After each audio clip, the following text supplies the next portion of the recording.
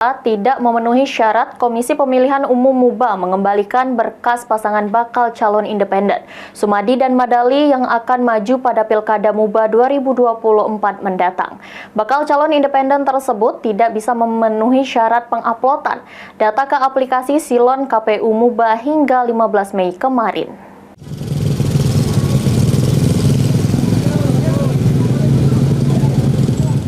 Komisi Pemilihan Umum Kabupaten Musi Banyuasin mengembalikan berkas bakal calon perseorangan atau independen yang akan maju pada Pilkada MUBA yakni pasangan Sumadi dan Madali.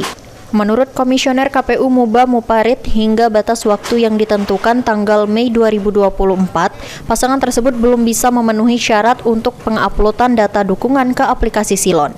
Baru mencapai 4.359 data dukungan sehingga berkas harus dikembalikan. Namun terkait apakah nantinya bakal calon independen atau perseorangan ini gagal tidak untuk maju dalam kontestasi pada pemilihan kepala daerah MUBA 2024, Muparit mengatakan masih menunggu petunjuk KPU Republik Indonesia.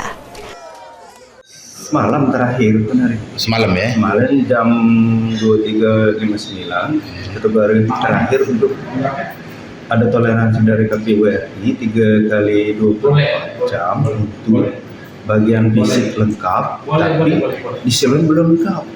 Nah, karena di Silon belum lengkap sampai jam 12 malam, sudah untuk pembalian ini berkas. Surat sudah kami luncurkan.